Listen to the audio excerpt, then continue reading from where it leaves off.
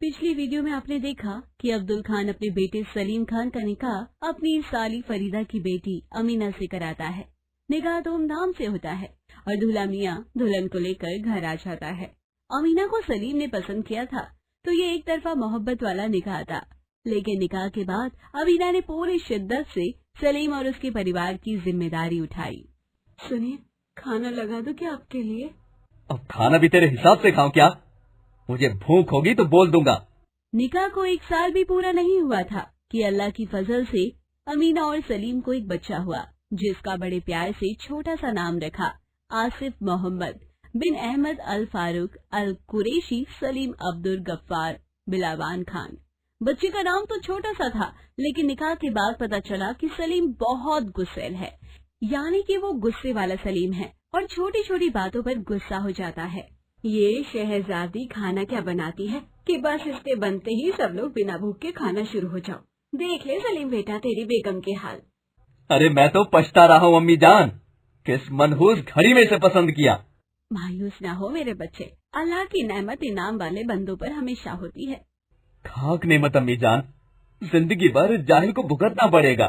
बेटा तुझे पता है कि 4 पहिए की गाड़ी में कितने लोग बैठ सकते हैं? हाँ अम्मी, एक ड्राइवर, एक उसके साइड में और 3 पीछे वाली सीट पर, यानी टोटल 5। यानी ईमान वाला ड्राइवर अपने साथ 4 सवारी बिठा सकता है। अरे अम्मी जान, आप कहना क्या चाहती हैं? मुद्दे की बात पर आइए ना।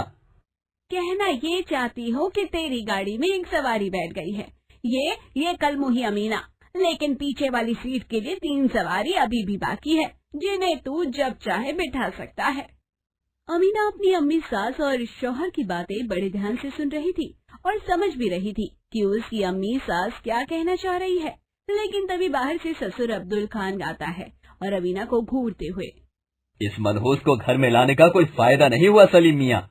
मैं भी सलीम को यही समझा रही थी कि मेरे निकाह के तो 1 साल में ही 2 बार। अपना मुंह बंद रख सुल्ताना, अब तू इस लायक नहीं की। अमीना अब समझ नहीं पा रही थी कि उसके सास ससुर किस बारे में बात कर रहे हैं। न सुल्ताना अपनी बात पूरी कर पाई कि निकाह के 1 साल में 2 बार क्या हुआ, और सुल्ताना अब किस लायक नहीं रही, ये बात भी अधूरी रह गई। वो समझने की कोशिश करती, लेकिन तभी, अम्मी मैं अपने दोस्तों के साथ बाहर घूमने जा रहा हूँ, थोड़ी देर से आऊंगा।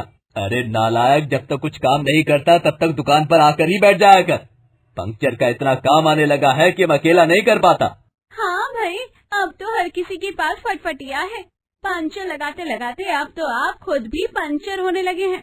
यार अम्मी अब्बू, आप कान खोलकर सुन लीजिए कि मैं अब और पंचर की दुकान पर नहीं बैठ सकता। अरे तेरे को कुछ समझ नहीं आता? कभी कहता है सेब अमरूद की ठेली लगाएगा, तो कभी कहता है नाई की दुकान खोलेगा, और अब जिन्ना सवार है कि जनाब मौलाना बनेंगे। अम्मी मैंने सोच लिया है कि मैं अब मौलाना बनकर दीन की तालीम दूंगा। मुझे अपने मजहब के लिए कुछ करना है। लेकिन बेटा, कैसी बेवकूफ भरी बातें कर रही है। हमारा बेटा हाफिज बना, फिर हाजी भी बन गया, और अब मौलाना बनने की पाक राह पर निकला है। तू इसे रोक रही है, जबकि तुझे तो खुश होना चाहिए, ईमान वाली जाहिल औरत। हमारा एक ही बेटा है, 7 लड़कियों के बाद सलीम पैदा हुआ था, और अब आप बोल रहे हैं कि मैं खुशी खुशी इसे दीन के रास्ते पर भेज दूं।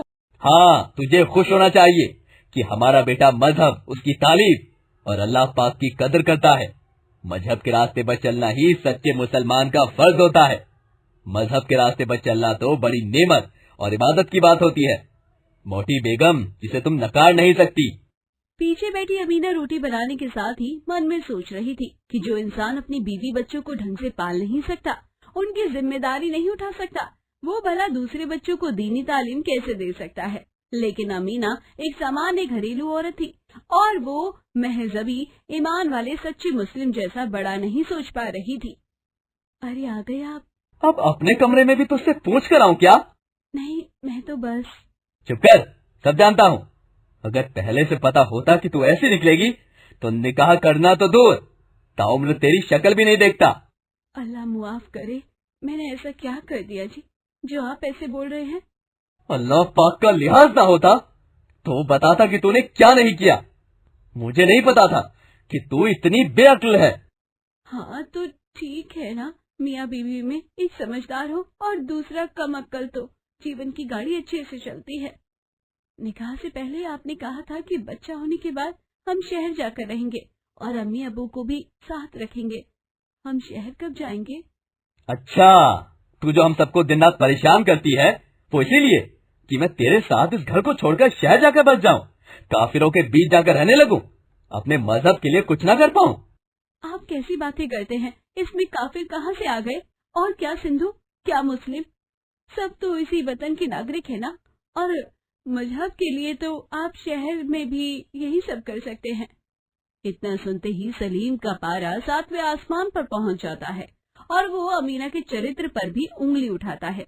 सलीम कहता है कि उसका किसी काफिर के साथ संबंध है, इसी वजह से वो उसे शहर में ले जाने के लिए बोलती है, जबकि अमीना सिर्फ अपने बच्चों को अच्छी शिक्षा देना चाहती है, जिसके लिए वो गांव देहात से निकलकर शहर में रहने को बोलती है।